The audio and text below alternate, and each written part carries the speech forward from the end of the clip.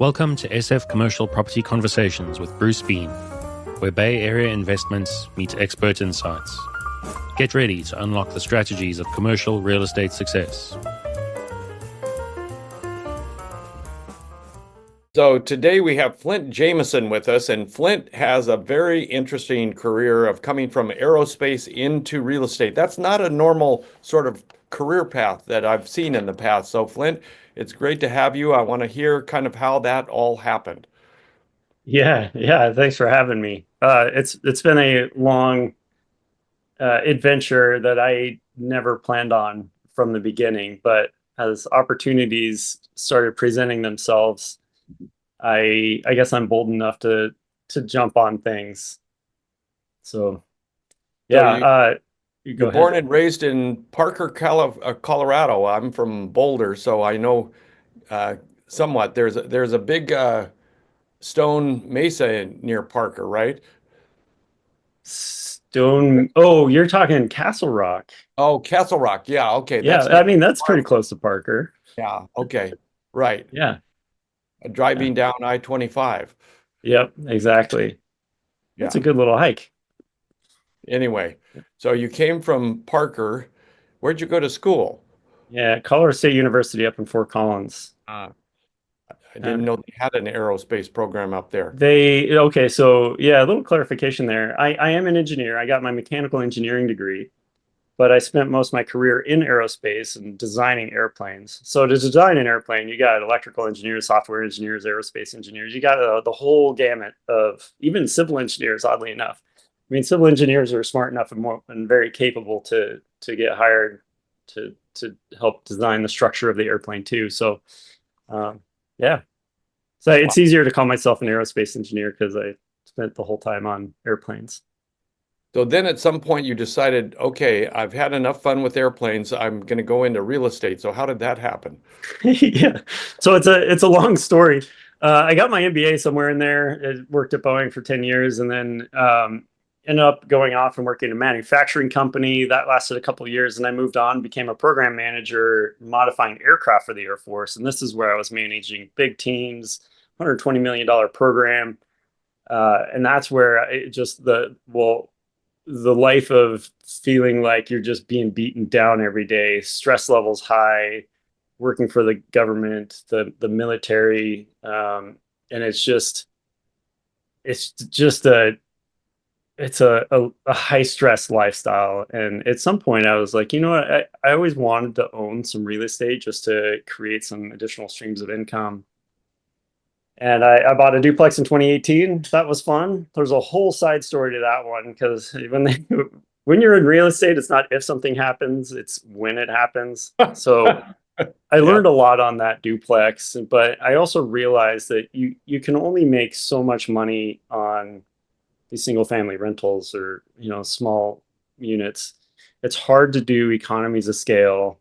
The amount of money and effort you put into it versus the profit you're making is pretty slim. So in order to really make it meaningful, you have to scale. I bought 2 units and I was profiting 600 a month total, which was pretty cool. And I put in about $110,000 to get it and renovate it. But I was like, all that money and effort to make 600 bucks a month. So you extrapolate that out. On average, people, this was a bigger pocket said back in 2018 timeframe, people were making $200 of profit on average per unit. And I'm like, okay, so if I want to make $100,000, how many units is that? Quick math, that's 50 units. So I'm like, oh, that's going to take a lifetime to get there. I mean, it's just eventually the snowball starts growing. You can go faster and faster. But I was like, gosh, there's got to be a better way. And then I found myself in multifamily syndications where you join in with a team of people, you go get a 100-unit property, economies of scale, bring investors with you. And that's kind of through that 2018 to 2022 timeframe, I kind of made that slow transition while I was working.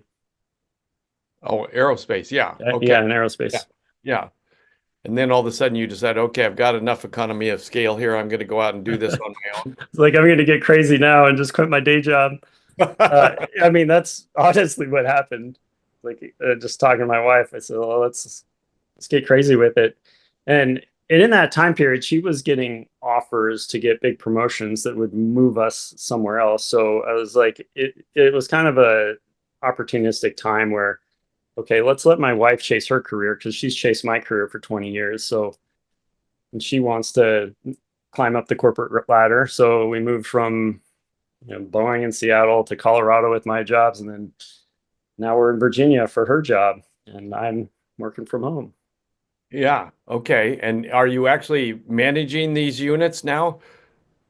Uh, Somewhat, yes. So in the syndication world, because there's a big team of us that manage these properties, normally there's one or two people that are like the full-time asset managers and they oversee the property managers. Right. Yeah. So it's not me all the time overseeing the property management. I absolutely do that on some of the properties, but not all. I play different roles on all these properties. In large part, I focus on capital raising. So every time we need to go acquire a new property, I got to bring capital. So the fun area where I landed is as a capital raiser, I can go find operators in various places, different asset classes. Like I don't have to just be the person who's working on assets in Denver, Colorado, or Right. even more so, Class B value add assets in Denver, Colorado. You want to invest as an investor, you want to invest in the person who's an expert in their niche, such as like Class B value add assets in Denver, Colorado. But as an investor, if that's the only person you know, you're only investing in that one type of asset in one city. So as a capital raiser, I kind of fell in a serendipitous position where I started getting asked to raise capital with other operators and experts in doing different asset classes. So now I'm doing build to rent developments. I'm doing currently we're building a medical office building portfolio, which is a super cool play. And everything has a different return profile. So investors are not only getting diversified across the US, but you have asset classes, you have different operators. So there's so many different ways you can diversify within commercial real estate. So how many syndications are you involved in? It's about 10. I should really count that. So where it gets confusing is That's a round number, 10. yeah. It's somewhere in there. Yeah, but where it starts getting confusing is people say, well, how many buildings? And some of these are portfolios. So two of these syndications have 3 properties each. Right. Now 3 of them have 3 properties each. Yeah. So yeah, it's a fun game. Yeah.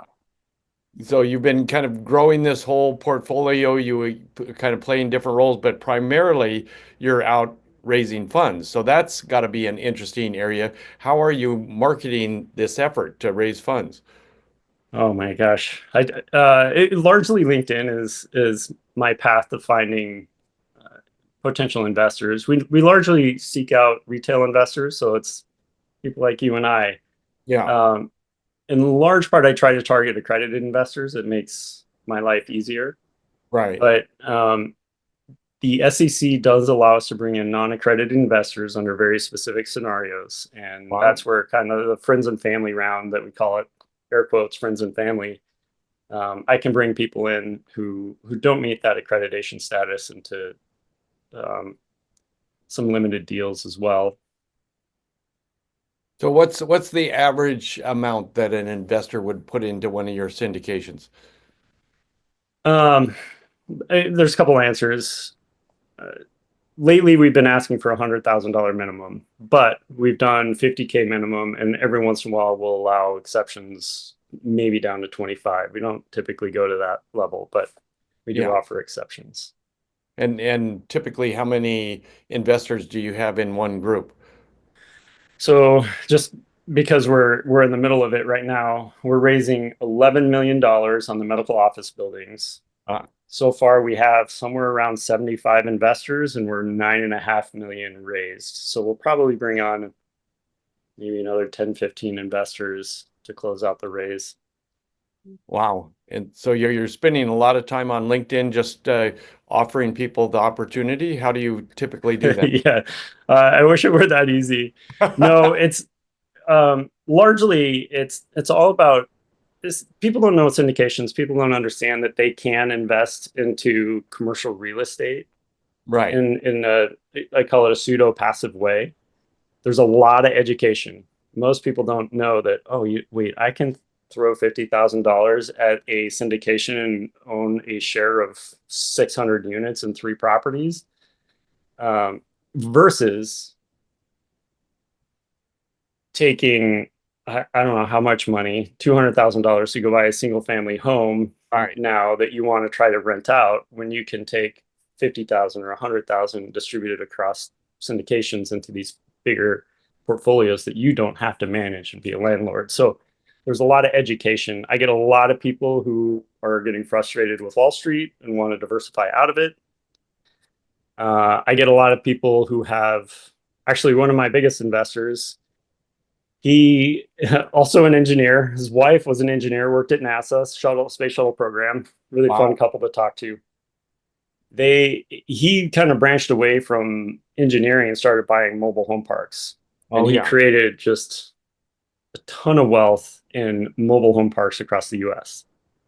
Understand. And then at a certain, retirement age, he's like, okay, he's tired of it. And so he started liquidating those assets and turning around and investing in syndications, because he still wanted to be in commercial real estate, but he didn't want to manage and own his own properties after that. So he kind of transitioned, liquidated, and shifted over with us. He did a 1031 exchange into the syndication. That's great point. He has done some, not all. There's a long story there of like, how do you choose to do 1031 or not? Right, right. Yeah, no, it's not easy. And yeah, we've had several long podcasts about that particular aspect. Yeah. It can be very difficult. The Yep. Delaware trusts and all sorts of things going on there. Yeah. So that's a wild world. But okay, so you're it sounds like you're $1.5 million from raising your 11 million for the medical building. Is this a ground up project? No, this one's an exciting one. I love talking about it because it's so much different than, say, our multifamily stuff. What we're doing is buying a bunch of largely dental office buildings. And they're all pre-built. They already have tenants in them. The goal is it's a turnkey. We're going to buy a portfolio of 13 of these and sit on them in cash flow. And in about 3 to 5 years, we'll have those 13 properties will have more than a 10 million NOI a year, net operating income a year. Right. Yeah. And that's when healthcare REITs become very interested. Healthcare REITs, buy up portfolios to add to their massive portfolio. So the goal is we're bundling a bunch of dental offices, and then we'll sell them off to a portfolio in 3 to 5 years. But in the meantime, we cash flow 8%, and it's stable. Yeah. No, great investment. So are you already in contract with this property and now you're just getting the funding? So these properties are all over the US. But yes, Oh. we have 4 we own now. And through this month and early next month, we should be acquiring the remaining. Oh, so actually you're sort of doing a stepped approach, it sounds like. I call it 2 tranches. We raised in the first tranche to buy the first 4 buildings, so we raised 4 million. What we didn't want to do is, because it takes so long to buy these buildings, we didn't want to raise all 10, 11 million dollars and then take 6 months to deploy that capital, because that's not fair to investors. I mean, we would put it in a high yield account, but still let investors hold on to their money. So we separated into 2 tranches. Yeah. And so you've got $1.5 million left in the second tranche, it sounds like, before you're going to close on the second group. On the full fund. Yep. Yeah. Oh, that's cool. So how are you finding properties? On that one, I'm partnered with a guy who, this is the other part that's really interesting about this deal. His father was a dentist, and he partnered with his dad, knowing that dentists aren't good business owners. So I'm going to tell you the long story of how this all works. And so they created a business. Hey, how about we manage the businesses for the dentists who just want to run their practice and not manage the business side. Right. And he created a company that was doing 100 million a year in revenue. Private equity bought them out. And then so now that he's escaped that world, because private equity brings you on, you have to be the CEO for 2 years or whatever the agreement is. Right. So he got out of that, and then he's like, you know what? His next thing in life is he just wants to go buy the property and be the landlord and have the tenant with a triple net lease. Right. So right. I ended up getting in contact with him. He's in Colorado Springs. We ended up meeting through mutual connection, and yeah, so I couldn't ask for a better partner. The fun part is in this world of triple net leases, you have a business as your tenant.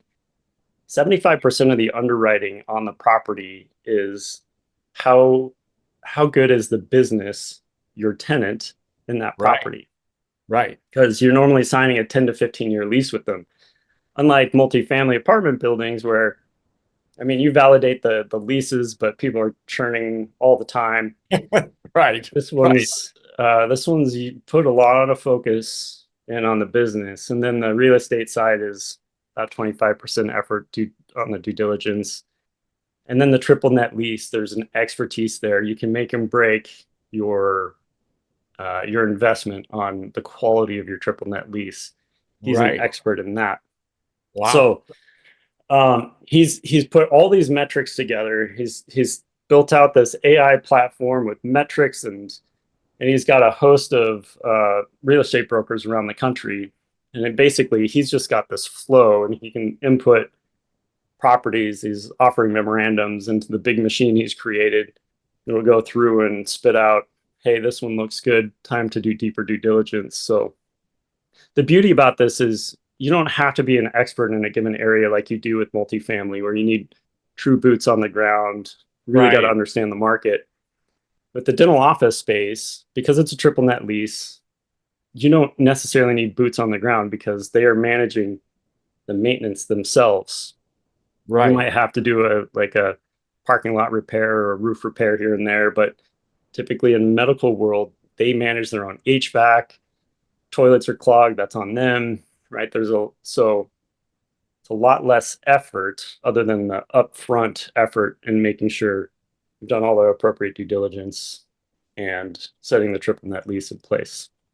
Well, so I'm curious, I would have expected you'd give a higher percentage rate, more than 25, maybe I would have thought maybe 75 for the credit or the accountability of the tenant itself. No, it's about 75% of the effort in your due diligence goes to the quality of the business. Like he's literally doing due diligence on the business. Yeah. Okay. He's going to look at the asset. Okay. All right. That makes sense then. I thought I 25%, but I think you're saying 75%. Yeah. The 25% is just the building afterwards. Like, what's the quality of the building and doing? Yeah. Can it be sold if it's empty or released or whatever? When's the roof need to be repaired? Is there any external issues? All the when was it built? Or scoping. Yeah.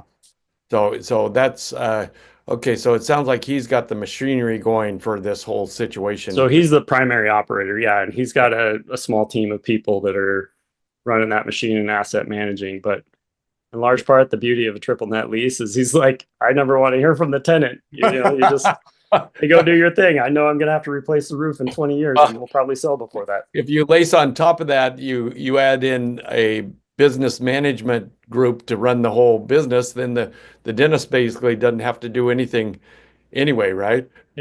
Yeah. So there's two really interesting things here in the dental world. One, so he has a clause in the triple net lease. If this is the morbid part, if the dentist gets hit by a bus, he knows exactly how to take over that business and run it. And in the triple net lease, that's in there. He has the clause in there. He can take over. Or let's just say the dentist sucks at running his business. He can jump in and take over. You can bring in a per diem dentist, keep the lights on, keep the staff, working, keep the clients coming in until he finds the long-term solution. So he's more than capable of doing that, which you don't find actually anywhere else. I mean, you're doing industrial or retail. You don't have someone that's like, oh yeah, I'm an expert in laundromat and restaurants and grocery stores. Like this is just a very unique that tenant. Yeah. No, that's an amazing asset to have involved in the process. Yeah. So, I am curious though, how many dentists actually have a third-party group manage their business? That So, is a great question that I don't have an answer to, but I will tell you, there's a lot of dentists that sell themselves to private equity oh, because oh they yeah. become owned under private equity. And that actually benefits us in two ways. One, if a dentist owns their own building and their own practice and they get bought up by private equity doesn't want that building. So a majority of our buildings are coming because it's a sale leaseback. Well, that's Dentist sells interesting. himself to private equity and we get the building. So the private equity only wants the business side of the equation. They don't Yeah, want the real estate side of the they don't equation. want the real estate. Wow. So, and this is even so double down on where things get interesting. If the dentist is owned by private equity and they aren't performing, we don't really have to do much because the private equity comes in and is like, you're not performing, so we're going to do something. We're going to help you run your business and make it run better. So we kind of have this like double dip here where if they're Yeah. owned by private equity, they take care of it. If they're not, our primary sponsor is more than capable of handling it. And the private equity's paying the rent, right? So that's Yeah. pretty steady rent going. Yeah, you've Yeah. got the whole flywheel working. Wow. All right. Well, that is very intriguing. I'm very excited to see what happens with your business as you grow. And I think maybe we need to talk again in 6 months. But just Yeah. for Yeah. to kind of end here, what's your favorite sandwich? Yeah. I like egg sandwiches. Fried eggs on toast is actually my daily. I'm very boring because that's what I eat every day. Fried eggs on Every toast. you not an avocado toast. No, don't Oh get no, I done. do love avocado. If I have a good avocado, I'll put that on the egg Oh, and okay. some All right. salsa. All right, that's good. That's your Colorado roots showing. Yeah, that's a big item out there. So, and who in the world do you love to sit with this egg sandwich and eat? There's only one right answer, and that's my wife. That is the best answer. She will be very happy to hear that, I'm sure. So, anyway, I can appreciate that. I just celebrated with my wife our 43rd wedding Oh, anniversary in Santa Fe. congrats. We just got back from Santa Fe, so I suspect you've spent maybe some time over there. Yeah. Yeah, I've spent some time. Yeah, Yeah. anyway, fun place to go. So, well, this was great fun. I look forward to talking to you down the road here, and I think we will be doing that. So great to have you on. Where should people try and find you if they're ready to invest in dental buildings? Yeah. So my business is called Vestas Capital, and you can find me at vestascapital.com. But if you can't remember that, just do investwithflint.com and it'll take you right there. Invest with Flint. It can't get any easier than that. Yeah. So if you're ready to get out of the stock market, which I suspect a lot of people are, Yeah. Yeah. this sounds like a very good place to be putting your money. It's nice and stable. That's for sure. That's great. Well, great to talk to you. That's a wrap on today's journey through the SF commercial real estate scene. Ready to share your story? Visit sfcommercialconversations.com/guest. Your insights could lead the next conversation.